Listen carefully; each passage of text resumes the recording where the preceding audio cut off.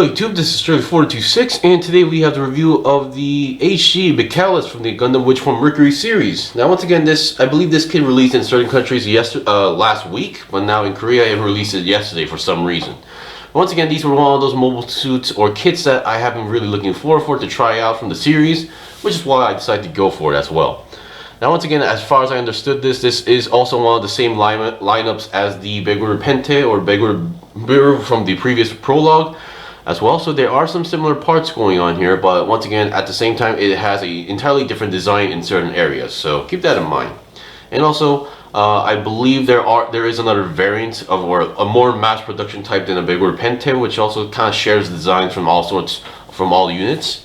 I'm gonna have to need to see that in like action to see whether or not I'm going to get that, because so far, based on the design of that specific unit, it's not really hitting me. Alright, anyway, let's get on to the review. Now, as usual, let's go over components. So first of all, what you get, of course, is the main unit itself, the Michaelis. Once again, I do find the name the mobile name to be a little bit interesting, to go for like a very human-esque name. But oh well, that's just the way how it is. And then because like the interesting part of this unit is compared to the Begor Pente is that they have the antidote system as a separate equipment. What they did here is that they decided to put the antidote equipment or system inside the weapon. So it's basically trying to make two things into one. So that is definitely an interesting aspect, which is right here on the cannon here on the arm. So yeah, so other than the main unit itself, what else you're supposed to get is that since this kit or this mobile suit does not actually use any separate weapons that requires holding like a beam rifle or a bazooka, all you get here is stickers and a beam saber effect part. So you get two, and you can actually use both effect parts for this kit. For those who haven't seen the promo pictures, you should know what this, if you've seen the promo pictures or at least the anime, you should basically know where these go at least. And then here we have the sticker sheet. Now it may look like a lot, but technically you're not supposed to use everything. So number one, we have the eye stickers. We have the typical, the size and shoulder stickers as well. And then we have this small sticker that goes onto the left arm.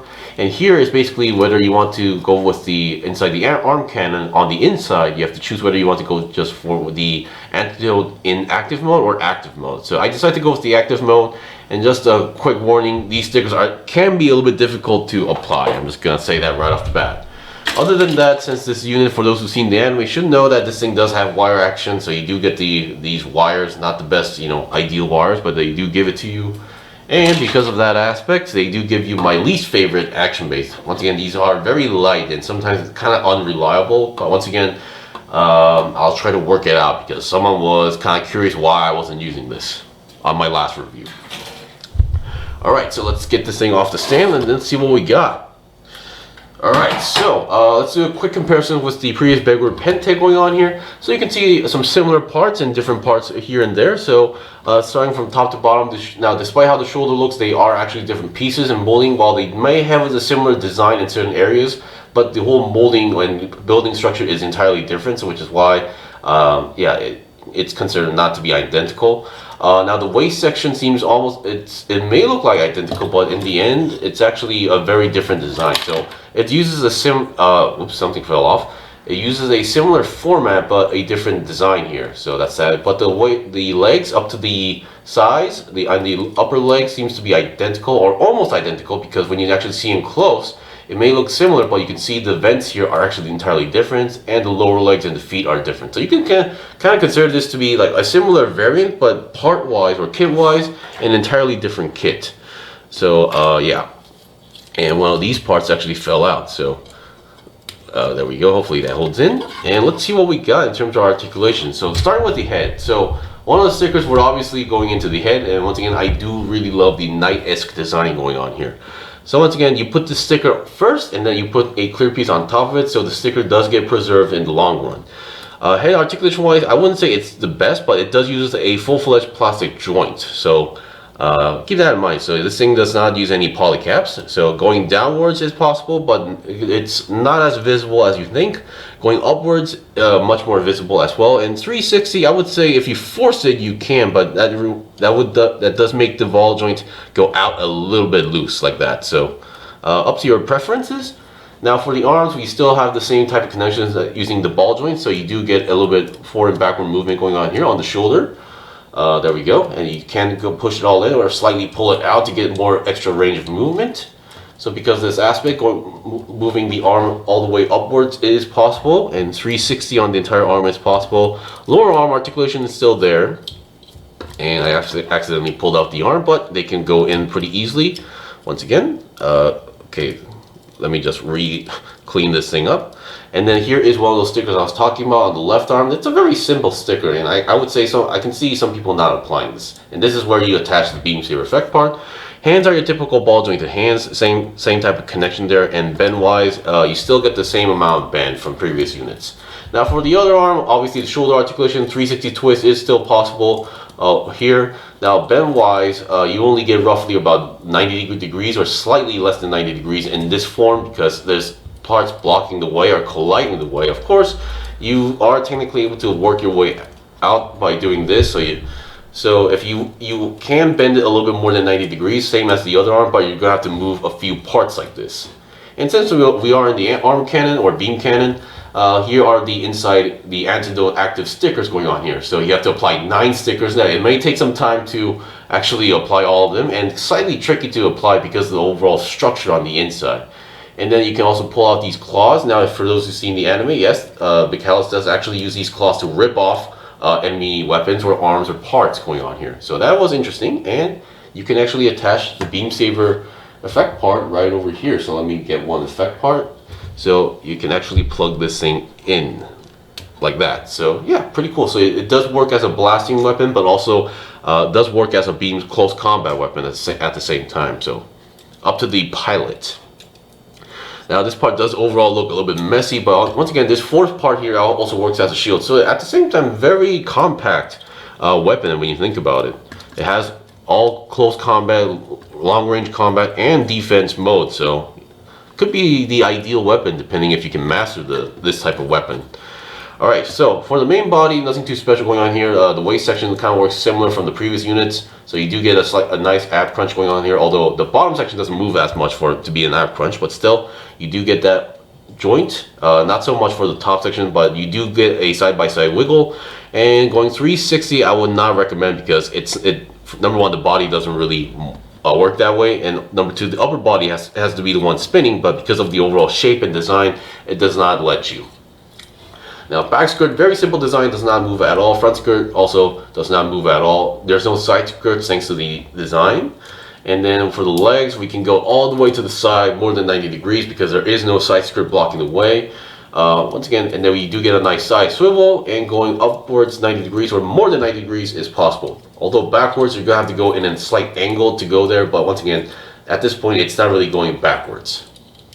Bend wise, once again, you can expect pretty much a nice bend going on here, and I do like the small details where they try to add more defensive parts here and there, so well done. And feet wise, once again, while I wouldn't call these exactly high heels, but once again, a little bit small for the feet. So it is on a ball joint, so you can rotate them around thanks to the joint, and then you should be able to get a pivot joint like that. So pivot is possible, and there is a bit of a toe bend. I don't think small feet like these should have toe bends, but oh well. So articulation wise, it's pretty much your standard kits, and for what it is, it does what it can. Alright, so I think there's only one thing left to show, or two things left to show, is to show some beam saber actions and the wire actions. So I'll be right back with those two demonstrations right away. Okay, so here we have the first demonstration going on here. So once again, I'm actually really surprised how those arm cannons and these binders are actually moving a lot. So I forgot to mention the articulation overall here, but before we go there, so I was able to attach the beam sabers onto the cannon and to the left arm as well. So because of the design, I thought this would be a separate flat beam saber, but apparently it was just going with the round beam saber. So once again, but it has a very smooth connection in terms of looks on the outer looks and design, so I'm really satisfied with that. And here, once again, works pretty well as a blasting effect, but because the beam saber is a little bit on the short side, it may look a little bit odd to some people. So maybe if you have a really long green one, that might actually work for if you want to go with a blasting effect. So once again, I forgot to mention the whole articulation part here. So because the way how this thing is connected, instead of having a typical ball jointed hand, this is how it's connected. So it has a peg here instead of a joint. And then all you need to do is connect it here. So for the wire action, you basically separate these two parts. So that's one way of doing it. So let me just take this part out. So this is interesting. So these binders actually move way more than I expected. So other than these claws, you can close them in or out if you want to do so. And normally, if you're not using the weapon, you have to fold all these parts up on the inside and then fold these up. So this part works as a shield. Now with this thing hole connected to the arm, it might collide with some parts because of the whole stuff going on here. Once again, the binders actually move a lot, so you can fold them all the way back and then go all the way to the front. So whether you're using this as a blaster or a close combat weapon, you do need to pull them all the way upwards like this. So yeah, definitely a lot of articulation than I imagined as well. And this part also has some same movement or same type of movement, so you can kind of have control with the shield if you want to do so. So yeah. Now, and I think there's only one thing left to show regarding this is the wire action. So I'll be right back and to kind of tell you why I'm not a big fan of these most of the time. Okay, I'm back. So here we have the wired action. There's a few more stuff I have to tell because something interesting just happened with this kit because it's my first time actually happening. But for now, here we have the wire action. I'm using one action, my main action base here that's I always use. And here is the additional action base they give you with this kit. So once again, it works. But number one, I actually cut the wire in half because the amount they kind of give us was crazy long. So I decided to use only half of it. Now the connection works pretty well. Now the main reason, and they do give you all the necessary joints to put this claw onto the action base. So what you do is basically they give you this wire piece and then these two joints that connects to the claw and to the arm, and then all you need to do is just plug them in. So the main reason why I don't like this, so number one, this thing is very light. You can see it's already losing balance on its own. I didn't even touch it. So if you don't control the length here, it's gonna fall out on its own, and by a small touch it's already wobbling all over the place. And let's say if I try to move these two together, there you go. You can now see why I call these unreliable. So once again, I suggest you get a separate action base or get one of the like these action base, but with two that you can connect multiple of these. So that's going to be much more reliable. So let's just take this part off for now. And notice what happened is that I told you that I couldn't move the top half properly because something was stuck in there. And while on the process, I found a very small chunk of plastic here. This piece, a small piece that I cut off from a runner, apparently got inside the main body on some process, so it wasn't allowing me to move. But after I got that out, now it can move freely and even goes 360. So once again, I apologize for the misinformation at the previous part. So once again, the top body movement is excellent.